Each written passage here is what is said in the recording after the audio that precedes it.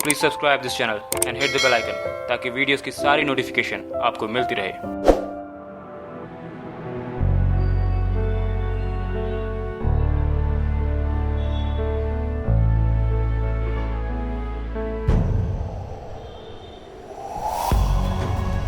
तो ये है मिस्टर हीरो जी जो युद्ध के लिए तैयार हो रहे हैं। तो ये जो मूर्ति है वो एक्चुअल में विजयनगर अंपायर की छोटी सी प्रतिमा है, मतलब वहाँ के हीरो की।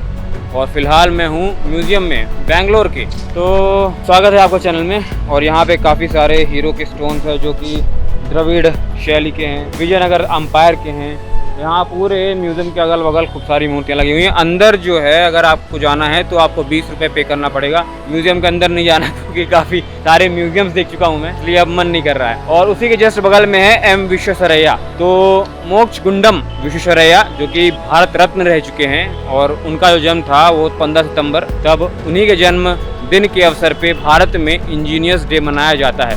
तो कोशिश करिएगा कि एम विश्वेश्वरैया म्यूज़ियम जो बगल में है, साइंस म्यूज़ियम है, काफ़ी अच्छा म्यूज़ियम है, बच्चे बड़े सब जा सकते हैं और काफ़ी कुछ देखने को और सीखने को मिलता है। ऐतिहासिक रूप में क्या क्या उपयोग किया जाता था भारत के इंजीनियर्स के द्वारा, वो वहाँ पे सारी वहाँ पे मशीन्स हैं, सब अवेलेबल है। इवन जो वाइट ब्रदर्स द्वारा एक स्पेसिमेन रखा गया है प्लेन्स का, किस तरह का प्लेन था, किस तरह का स्ट्रक्चर था, किस तरह से वो उड़े थे, तो वहाँ पे है। दूसरी बात ये, वहाँ पे एक छोटा सा टिकट आपको और खरीदना पड़ेगा 40 रुपये का। अगर आप चाहें तो खरीद सकते हैं, नहीं खरीदना तो मत खरीदिए, क्योंकि वहाँ पे एक 3D एक मूवी दिखाई जाएगी। अगर आपने 3D मूवी देखी है तो आपका मन नहीं लगेगा उस मूवीज़ को देखने को, क्योंकि वहाँ पे एक नेचर के विषय में आपको वहाँ पे एक मूवी दिखाई जाएगी जिसमें ये बताया जाएगा कि आप कचरा जो है वो ना फैलाएं, गंदगी ना फैलाएं, प्लास्टिक वगैरह, कूड़ा वगैरह, क्योंकि ये सारा कचरा समुद्र में जाता है। और समुद्र क्या है कि हमारे जो धरती है उसका एक फेफड़ा है, तो अगर फेफड़ा ख़राब हुआ तो हम सब मर जाएंगे। तो इसलिए वहाँ पे वो सारी चीज़ें 3D में बताई गई हैं, अच्छे तरीके से बताई गई है, इंग्लिश में दिखाया जाता है। तो अगर जिनको इंग्लिश में प्रॉब्लम है तो प्रॉब्लम हो सकती है हिंदी में होता तो अच्छा है। खैर, यहाँ बेंगलोर में ज़्यादातर लोग जो है तो इंग्लिश थोड़ा बहुत जानते हैं, तो पेरेंट्स अपने बच्चों को लेकर आते हैं तो कोशिश ये करते हैं कि उनको इंग्लिश में ही शिक्षा दीक्षा दे सकें, क्योंकि इंग्लिश अब हर जगह चलती है ना, इसलिए इंडिया में भी बाहर भी। तो जो वेस्टर्न एजुकेशन पॉलिसी है वो इंडिया में लॉर्ड मेघालय द्वारा लाई गई और वो डिस्पैच ने उसको डिस्पैच ही कर दिया पूरी तरह से ऑल ओवर इंडिया में। तो बेंगलोर कहते हैं कि एक्चुअल में बसाने का श्रेय जो है वो कंपे गौड़ा को जाता है। यहाँ के वो छोटे से किसान परिवार से बिलोंग करते थे, मगर काफ़ी अच्छे योद्धा थे, काफ़ी बुद्धिमान व्यक्ति थे। तो उन्होंने 1537 में विजयनगर के अधीन रहते हुए यहाँ पे एक छोटा सा राज्य बसाया और मट्टी का किला बनाया।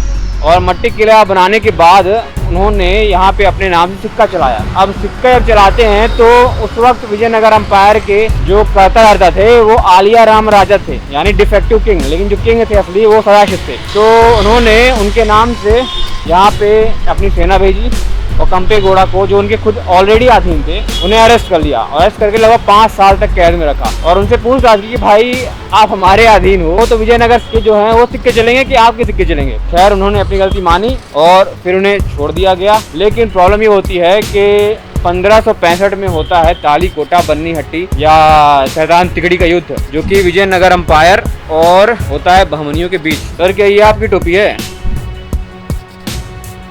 नहीं, ओके। तो जब ये युद्ध होता है तो इस युद्ध में विजयनगर अंपायर हार जाता है और हारने के बाद यहाँ पे जो कंपे गौड़ा जी रहते हैं वो स्वतंत्र अपने आप को घोषित कर देते हैं, क्योंकि विजयनगर अंपायर 1565 के बाद कभी भी ठीक से वापस खड़ा नहीं हो पाया। और जितने भी राजा रजवाड़े थे जो कि विजयनगर अंपायर के अधीन थे वो सब अलग अलग जाते हैं। इवन यहाँ से थोड़ी दूरी पे ही मैसूर राज्य है, मतलब मैसूर राज्य नहीं है, मैसूर एक ज़िला है जो कि कर्नाटक में ही आता है और कर्नाटक की राजधानी बेंगलोर है। तो बेंगलोर अलग हो गया था, मैसूर अलग हो गया था।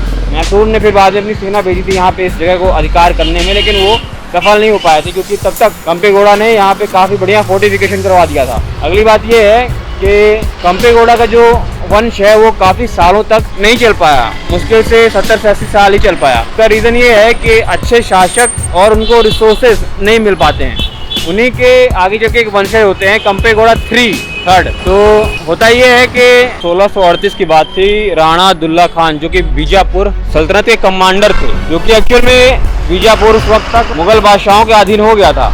तो मुगल सेना हमला करती है सीधे बेंगलोर में और दुल्ला खान के साथ एक और कमांडर आते हैं वो कमांडर थे काजी भोसले। तो ताज भोसले एक्चुअल में छत्रपति शिवाजी महाराज के पिताजी थे। तो वो और मुगल सेना यानी मराठा और मुगल सेना कंबाइन होकर यहाँ पे आती है और कब्जा कर लेते हैं बेंगलोर में। और यहाँ पे जो कंपेगौड़ा का जो राज शासन था वो समाप्त हो जाता है और यहाँ की जागीरदारी भोसले परिवार को दे दी जाती है। और आगे चल के फिर छत्रपति शिवाजी महाराज वापस यहाँ आते हैं जब वो विद्रोह कर देते हैं मुगल के खिलाफ, क्योंकि जब शाहजी भोसले आते हैं तब वो शाहजहां के अंडर में आते हैं। और जब छत्रपति शिवाजी महाराज स्वतंत्रता की घोषणा करते हैं मुगलों से, तब औरंगजेब का शासन चल रहा था कहाँ, दिल्ली में। और तब औरंगजेब से कई सारी जो संपत्तियां हैं छत्रपति शिवाजी महाराज छीन लेते हैं। तो यहाँ पे जो पहले से भोसले परिवार रहता था वो एक्चुअली तंजावुर में चला जाता है। तो तंजावुर में यूनेस्को वर्ल्ड हेरिटेज साइट है, बृहदेश्वर टेम्पल है, शिवजी का टेम्पल है। उसी से थोड़ा सा आगे मुश्किल से 1 किलोमीटर दूर पे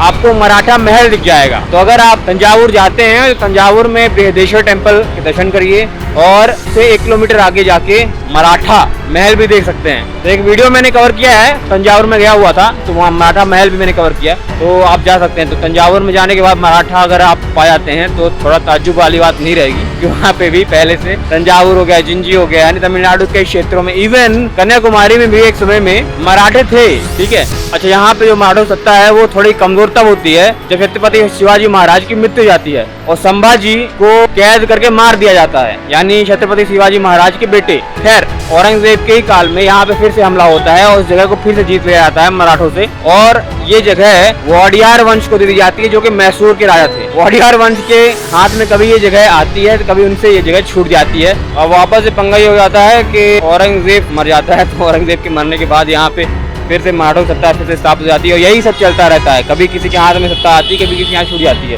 खैर फाइनली जो सत्ता है वो अंग्रेजों के हाथ में आ जाती है जब यहाँ पे अधिकार हो जाता है। वो अधिकार होता है टीपू सुल्तान के समय में। और जब टीपू सुल्तान के समय में यहाँ पे अंग्रेज सत्ता स्थापित कर देते हैं, तब तक जब तक भारत आज़ाद नहीं होता तब तक अंग्रेजों की पकड़ यहाँ से छूटती नहीं है। और जब भारत आज़ाद हो जाता है तो ये इलाका कैपिटल बन जाता है कर्नाटक का। बाद में जब यहाँ पे नए रिफॉर्म्स होते हैं, नए राज्य बनते हैं, उन राज्यों में भाषा के आधार पे ये जगह कर्नाटक के पास चली जाती है और कर्नाटक इसे अपना कैपिटल के रूप में बना देता है।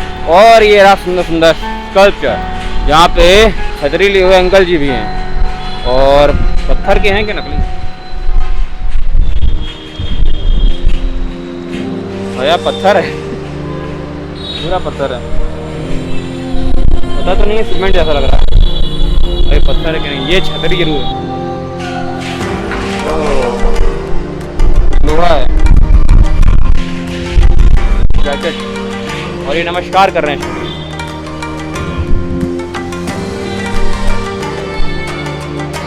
यहाँ पे पूरी फैमिली है, काफी अच्छा है। Hello hello, nice. तो ये रहा ट्रैफिक और शाम का वक्त और इसलिए मुझे कॉफ़ी पीने का मन है। कहाँ मिलेगी कॉफ़ी? स्कूल ही स्कूल है, पूरा स्कूल जोन है यहाँ पे। 2 minutes sir. Okay that way, That side. Okay okay, thank you.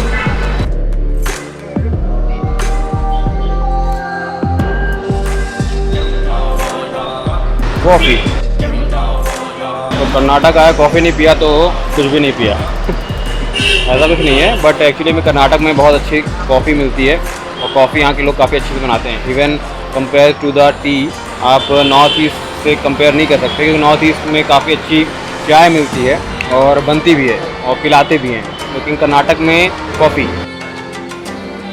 बाकी पार्ट्स में जो है कॉफ़ी काफ़ी महंगी मिल जाती है, उतनी अच्छी क्वालिटी रहती नहीं है। बट यहाँ पे चाय के कंपेयर में अगर आप देखें तो कॉफ़ी थोड़ा सस्ती भी है और अच्छी मिल जाती है। क्योंकि जहाँ भी पाया हूँ तो वहाँ पे कॉफ़ी अदर स्टेट से कंपेयर में करें तो काफ़ी सस्ती मिली मुझे। यहाँ पे अगर 20 रुपये कॉफ़ी मिल रही तो अदर स्टेट में, खासकर मैं तो मध्य प्रदेश की बात करता हूँ, वहाँ पे 40 रुपये कॉफ़ी मिलती है, 40 से 50 रुपये। यहाँ पे 10 रुपये 20 रुपये मिल जाती है और अच्छी मिल जाती है, इसलिए कॉफ़ी आप ट्राई कर सकते हैं, वो भी रोज़। तो 10 रुपये की छोटी सी कॉफ़ी अच्छी थी वैसे। होप तो आज का ये जो छोटा सा टूर रहा हो, ये वीडियो रहा हो, आपको पसंद आया हो, तो मिलते हैं नेक्स्ट ब्लॉग में। तब तक के लिए टाटा बाय बाय, जय हिंद जय भारत।